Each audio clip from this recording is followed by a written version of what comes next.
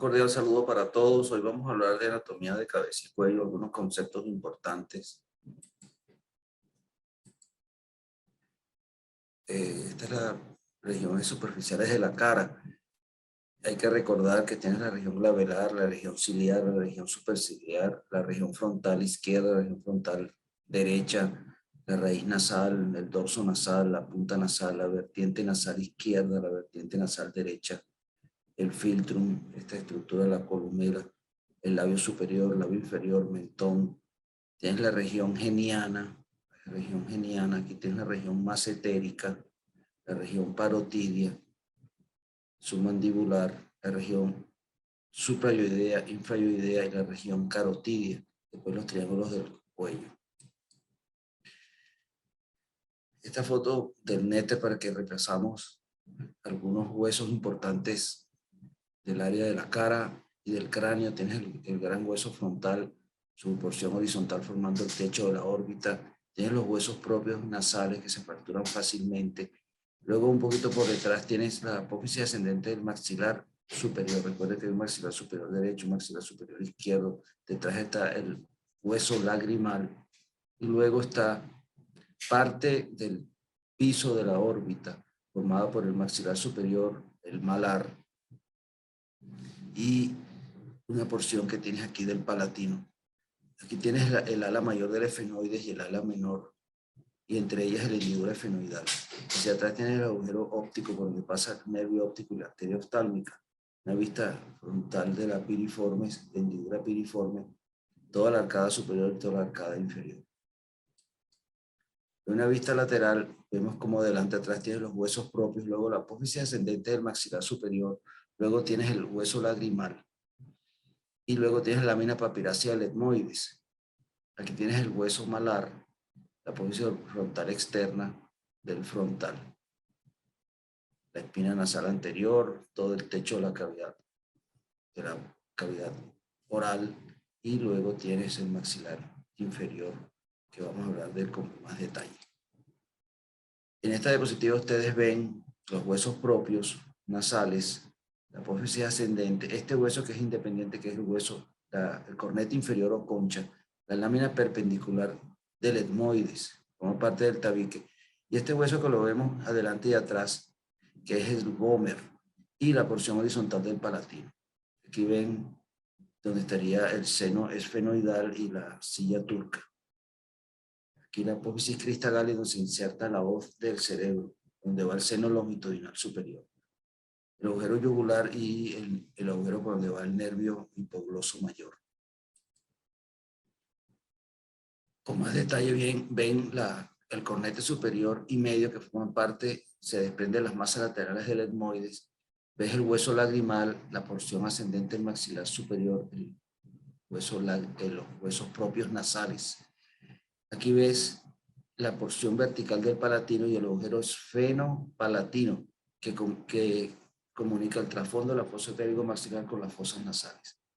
La apertura del seno esfenoidal y del seno frontal, que es el meato superior, el antro maxilar que se abre en el meato medio y el conducto lacrimonasal que se abre en el meato inferior. Cuando hay una fractura o resecan un carcinoma en la parte interna nasal, es importante recordar el ligamento cantal medial, el cual tienen que pasar una mecha y pasar un alambre y fijarlo, si no van a tener un telecanto.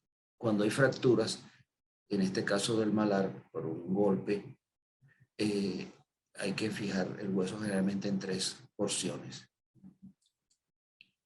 Este es el maxilar inferior, y se lo traigo porque muchas veces hay asientos de resecciones, se hacen resecciones segmentarias.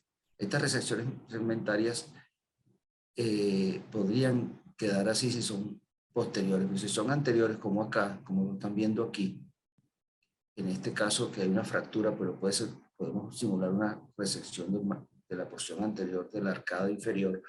Realmente esto hay que resolverlo con colgados microquirúrgicos de óseos vascularizados, no con placa, porque placa y tejidos blandos se vivencia lesiones benignas o lesiones malignas que van a recibir radioterapia, peor aún, se sale más rápido. Cuando fijamos el hueso, el nuevo hueso, tienes que fijar los músculos al mismo para traccionarlos. Hay innumerables, en la parte de miología hay innumerables músculos, pero que ustedes pueden estudiar en detalle. Aquí tienen el músculo occipito frontal, el músculo digástrico. Tiene la porción frontal, la gálea aponeurótica y la porción occipital. Todos estos músculos de la mímica facial, sobre todo estos inferiores, se unen aquí en el modiolo, que es el que nosotros traccionamos como una, en ciertos casos que hay parálisis facial, tienes que traccionar, o en reconstrucciones tienes que traccionar el modiolo para darle la continuidad a la apertura de la boca. Esto es un detalle importante aquí, que es el músculo platismo. Vean ustedes que está por encima de la aponeurosis cervical superficial. O sea, tienes piel, el músculo y después la aponeurosis, la cual debes incluir cuando haces los colgajos pediculados de platismo. Es importante recordar las fotos cuando uno estudia anatomía. Muchas veces no nos vamos a encontrar, no nos vamos a recordar del texto.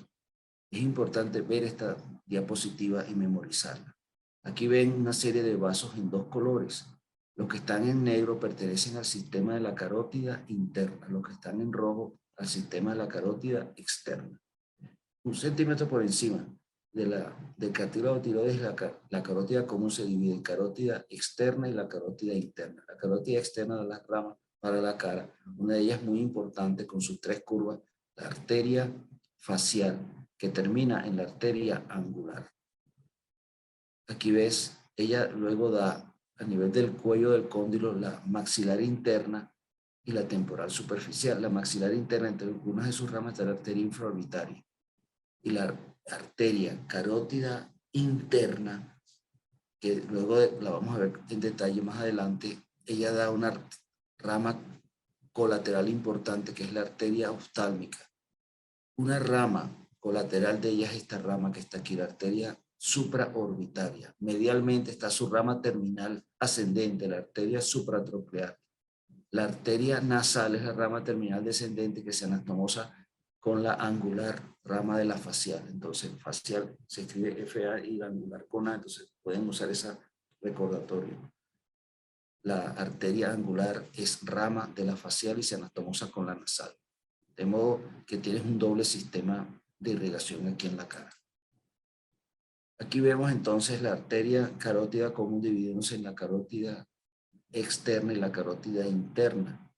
En la carótida interna nosotros no hacemos anastomosis microquirúrgica, siempre las hacemos a las ramas de la carótida externa. La carótida externa da su arteria facial, que da una arteria aquí importante, que es la arteria submentoniana. Aparte de la lingual, la submentoniana es la que utilizamos para levantar los colgajos de submental perforado. La arteria facial continúa y da la arteria labial inferior, la arteria labial superior, también conocidas como coronaria inferior y coronaria superior. Luego da la arteria paralela a la nasal y luego toda la vertiente nasal y termina anastomosándose con la nasal, rama terminal descendente de la oftálmica. Aquí ves la arteria terminal ascendente, que es la supratroclear, y una rama colateral, la supraorbitaria. La arteria carótida externa a nivel del cuello del cóndilo da la temporal superficial y la maxilar interna, que tiene innumerables ramas. Ella gana el agujero fenopalatino, gana el trasfondo de la fosa pterigomaxilar y pasa hacia las fosas nasales para anastomosarse con ramas de la oftálmica. La arteria temporal superficial da ramas aquí hacia la fase y ustedes pueden levantar un colgajo ultradelgado basado en ellas. Y se acompaña aquí de la vena temporal superficial. Esta arteria que está aquí importante es la rama colateral de la carótida externa, es la arteria occipital. Ella busca la protuberancia occipital externa. Y es importante ese dato para levantar los colgajos de cuero cabelludo. Tienes que saber el trayecto. Entonces tienen estas 3 arterias que pueden irrigar toda esta porción del cuero cabelludo para los colgajos del mismo, para reconstrucción de casos oncológicos.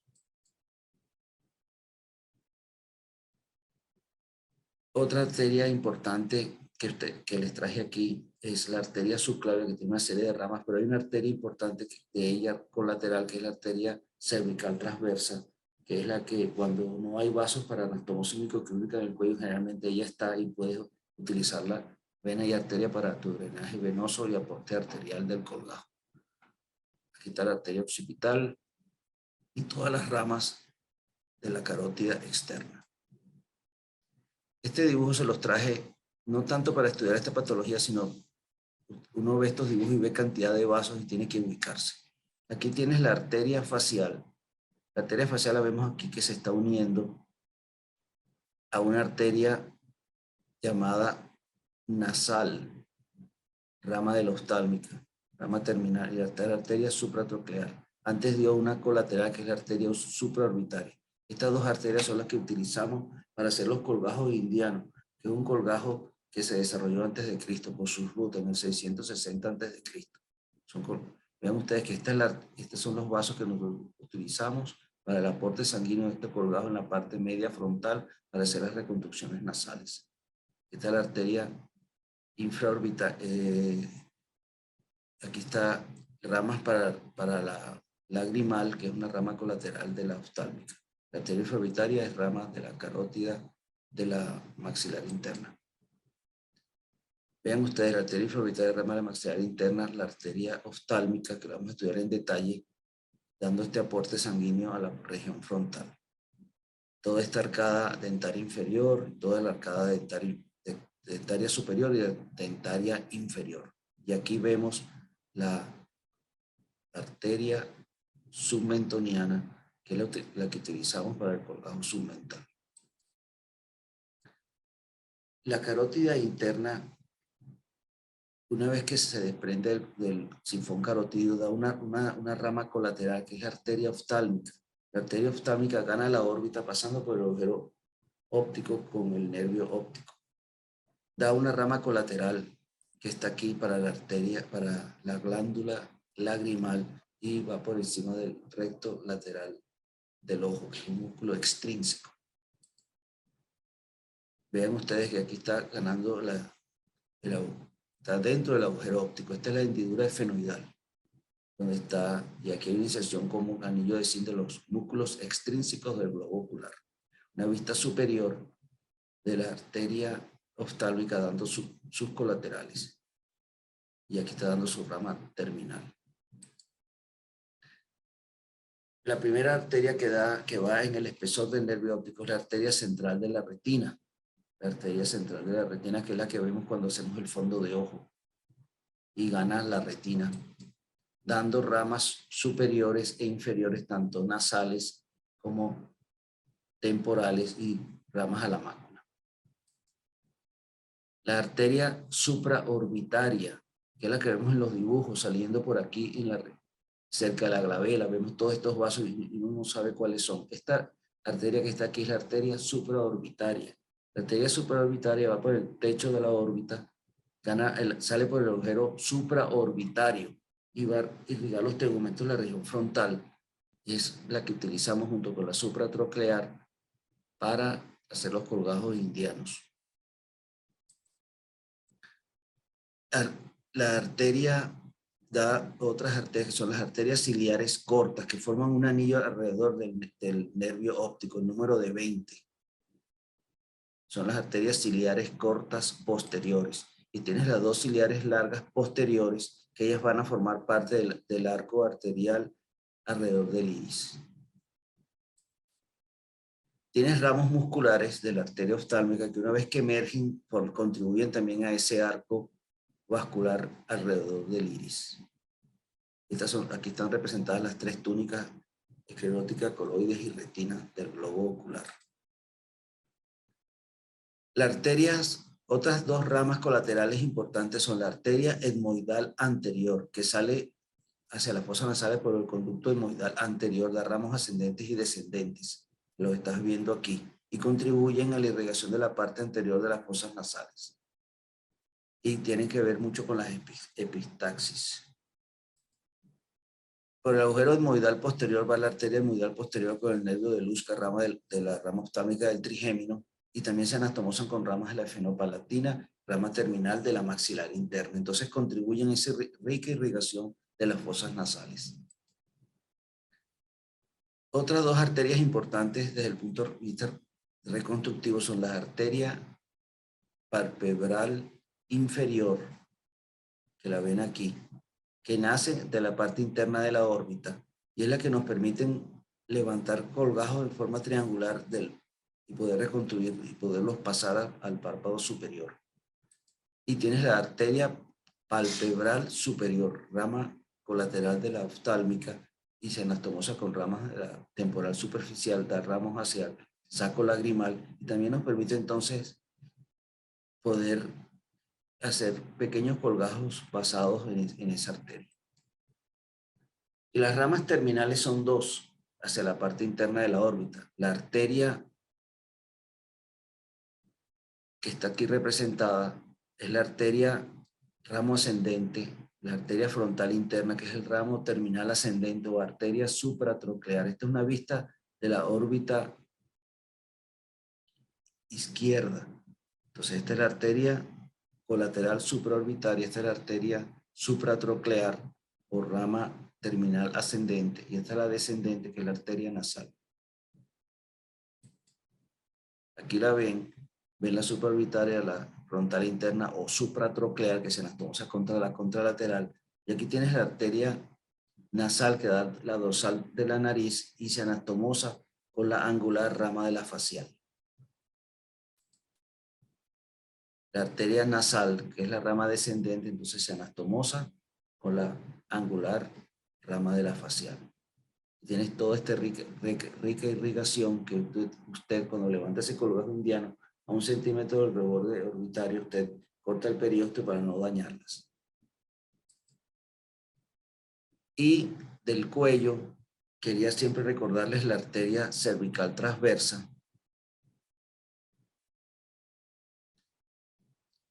que está aquí, la arteria cervical transversa, que generalmente cuando han disecado el cuello y no tienes ramas en la carótida externa, tienes esta arteria con su vena y la puedes utilizar para la anastomosis de colgados microquirúrgicos.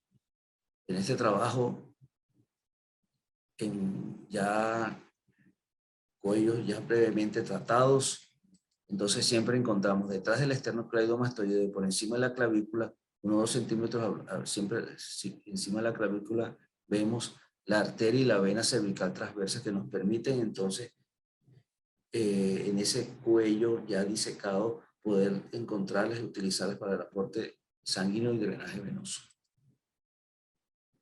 Estas fotos que ustedes ven aquí, estos dibujos con cantidad de vasos en azul, vamos a estudiar eso en detalle, porque algo importante es el drenaje venoso en el área de cabeza y cuello. Aquí nosotros vemos el retorno venoso vamos a estudiar la arteria, la vena facial, cómo se origina. La vena facial que recibe ese aporte desde la región frontal, cómo se comunica esta zona con el seno cavernoso por las venas oftálmicas, cómo es el drenaje venoso de la cara aquí, por la vena facial, cómo recibe la vena submentoniana en forma del tronco tirolingofaringo facial. De modo que si usted levanta un colgajo en esta zona, esto tiene que estar preservado, si no, no va a haber un adecuado drenaje venoso. Y luego vamos a ver el origen de la yugular externa, que no es de la vena temporal superficial, viene de unas venas que se llaman, la vena yugular externa se origina de la vena retromandibular posterior, luego hay una que es la retromandibular anterior, eso lo vamos a ver en detalle ahora. Ustedes ven aquí la vena supratroclear y la vena supraorbitaria formando la vena supratroclear y la vena supraorbitaria originando la vena nasal. Luego se comunica con la vena angular y ya comienza el origen de la vena facial, que recoge gran parte de la sangre de la cara.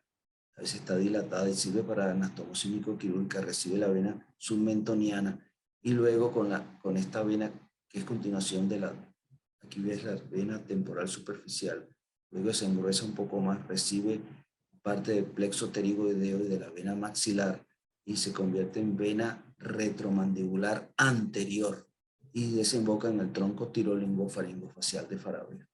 Aquí se desprende una vena que es la retromandibular posterior, que junto con la auricular posterior forman la vena yugular externa.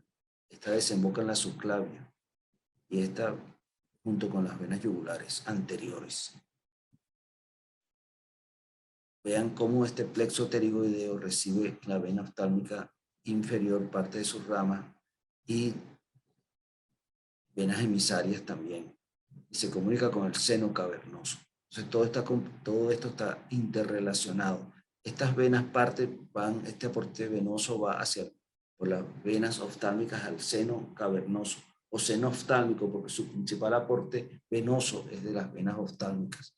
De modo que una infección aquí puede pasar al seno cavernoso y al sistema nervioso central. Por eso este es el triángulo de la muerte. Cuando hay procesos infecciosos en esta zona, eso puede drenar hacia el seno cavernoso y producir una infección en el sistema nervioso central. O si usted inyecta alguna sustancia de relleno, eso puede embolizar. Vamos a estudiar en detalle la vena facial. En este otro dibujo ustedes pueden ver las dos venas supraorbitaria y supratroclear, formando la vena angular, cómo drena hacia las venas oftálmicas superior e inferior, que dan el gran aporte venoso hacia el seno cavernoso. ¿Cómo hay una relación entre vena oftálmica inferior y el plexo pterigoideo? A su vez, por la vena maxilar desemboca en la vena retromandibular anterior. Da una rama aquí la retromandibular posterior. Esta vena retromandibular anterior, junto con la vena facial, desembocan hacia el tronco tirolingofaringofacial. Y ella es responsable entonces de todo ese gran aporte venoso a esta vena. Y de este plexo pterigoideo, que es muy importante, que sangra mucho cuando hay tumores hacia esa zona. Aquí pueden ver entonces bien el sifón carotidio y cómo está dando la arteria oftálmica. En este dibujo también puede ver claramente cómo este seno, se llama muchas veces seno oftálmico, porque realmente recibe un gran aporte venoso de la oftálmica superior y de la oftálmica inferior, cómo ya está comunicado con el plexo pterigoideo, a su vez con las dos venas reciben y drenan parte de su sangre al seno, a la vena facial. Entonces, todas estas venas están comunicadas hacia acá y hacia la cara. Este es un corte coronal del seno cavernoso. Ven aquí la silla turca con la glándula hipófisis, la arteria carótida interna, y en la pared externa ven ramas del tercero, cuarto y la rama oftálmica del trigémino. Aquí está el sexto palo. Entonces, esto se comunica hacia el exocráneo, recibe el aporte de la región frontal y a su vez esto va a drenar al endocráneo. Entonces esa sangre venosa que vino de la frente, vino por las venas oftálmicas, llena el seno cavernoso, sigue por el seno petroso superior hacia drenaje hacia la prensa de erófilo, que está aquí, seno petroso superior, senos laterales, seno recto. Entonces un tumor aquí es inoperable, porque no puedes comprometer, resecar todos estos senos venosos, es imposible. Y aquí está la hoz del cerebro, en su desdoblamiento, el seno longitudinal superior. Cuando hay tumores en esta zona y se compromete el seno longitudinal superior, también se puede comprometer la vida del paciente. Vamos a estudiar entonces la vena facial. Ya dijimos que la unión de las venas supraorbitales y supratroclear da la vena angular, y ella comienza a recibir su aporte venoso de las venas oftálmica superior, de la vena infraorbitaria. Esta vena, la vena facial profunda, luego de las arterias labiales superiores, inferiores, la vena submentoniana, esta vena que les coloqué aquí, la vena palatina externa,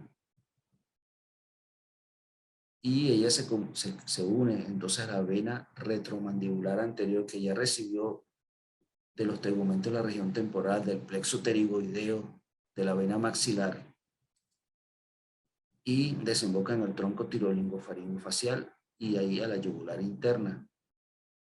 También en esa yugular interna drenan las tiroideas superiores y medias. Y aquí vemos este corte, que es el origen de la vena yugular externa. constituida por la vena retromandibular posterior y la vena auricular posterior. Esta vena yugular externa, que va por fuera del esternocleidomastoideo, desemboca en la subclavia y también recibe las venas yugulares anteriores.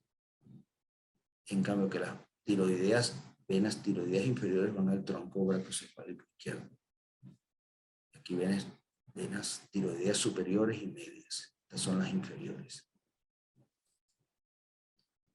Aquí en esta foto que les traje, este dibujo, para que ustedes recuerden otra vez la vena temporal superficial continúa con el nombre de vena retromandibular anterior, recibe la vena maxilar, que es la unión de todo estos plexo pterigoideo, y va al tronco tirolingofaringofacial.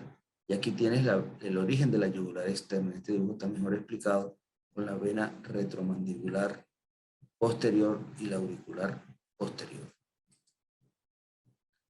Vamos a hablar del músculo de la mímica facial, el nervio facial.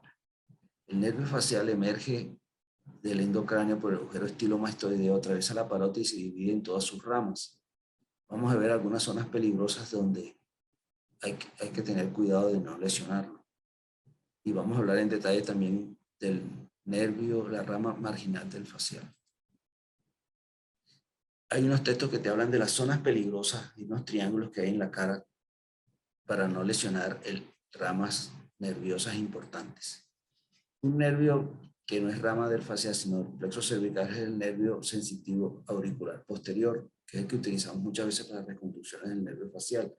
Él está en un desdoblamiento de la fascia por fuera del esternocleidomastoideo, en este triángulo detrás de la yugular externa. Y hay que tener cuidado cuando usted levanta el colgajo para hacer una parotidectomía, no irse profundo, porque lo puede seccionar. Vas a producir una hipoestesia.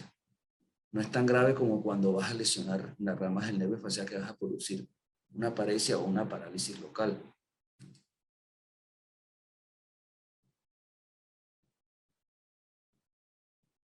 Aquí tienes el nervio auricular posterior. Y aquí tienes este nervio que es fácil de lesionar, que es la rama temporal del facial. Luego vamos a hablar de este triángulo aquí de la región cigomática, cómo no lesionar el marginal del facial, los supraorbitarios, infraorbitarios y el submentoniano. La zona 2 tienes entre el arco cigomático, la parte posterior del orbicular de los ojos y la rama temporal frontal de la arteria temporal superficial, podrías lesionar este ramo temporal del nervio facial que va por fuera del arco cigomático, un poco por delante del trago. Cuando usted levanta esta zona, tienes que irte superficial, porque si vas profundo, pues vas a lesionarlo. El nervio facial que emerge está el nervio facial emergiendo por la borde anterior de la glándula parótida. La rama marginal del facial la vamos a estudiar en detalle en un trabajo de las clínicas en Norteamérica de anatomía del 2020. Generalmente nos han enseñado que está siempre por encima, pero puede estar por debajo, puede tener más de una rama, hasta 3 ramas puede tener. Crúzalo generalmente por fuera de los vasos faciales. Aquí, entre el cigomático mayor, la mandíbula y el borde anterior de la parótida están las ramas bucales y cigomáticas del nervio facial.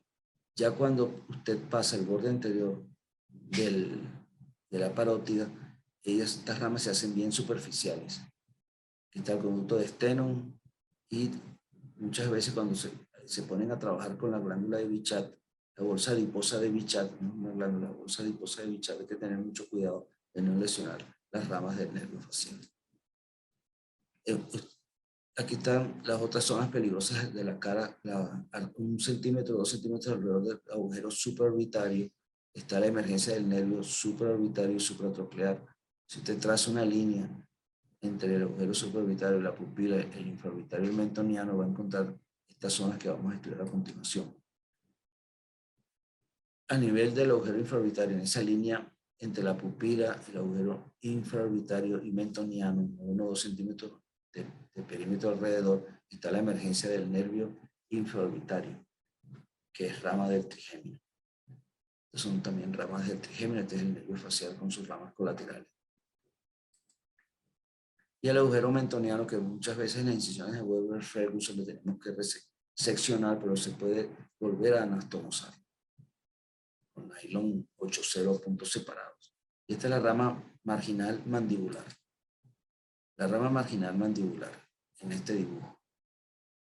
Cuando ustedes tienen una sección completa aquí del nervio facial por un tumor, estas ramas superiores las puedes anastomosar a las ramas del macetero y las ramas inferiores al hipogloso mayor y puedes hacer una doble inervación inmediata del nervio facial. Ya las lesiones tardías son otros procedimientos. Este trabajo de las clínicas de Norteamérica, publicadas en el 2020, te habla de lo siguiente.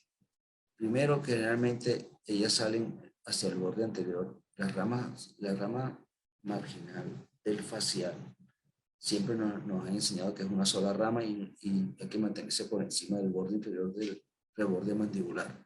En este trabajo anatómico encontraron que puede haber en un 35% de los casos una rama, en otro 35% dos ramas y un 18% tres ramas.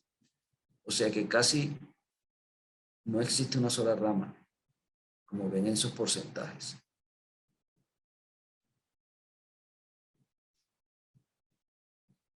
Están superficiales a la vena facial en un 38% y superficiales a la arteria facial en un 36%. Generalmente estos vasos van superficiales y anteriores a los vasos faciales. Pero hay que recordar que no hay una sola rama, que no hay dos, que puede haber hasta tres en un 18%. Y se anastomosan con las ramas bucales, mentonianas, sobre todo, en un 20% y en un 12%. Espero que esto los ayude a refrescar sus conocimientos. Muchas gracias.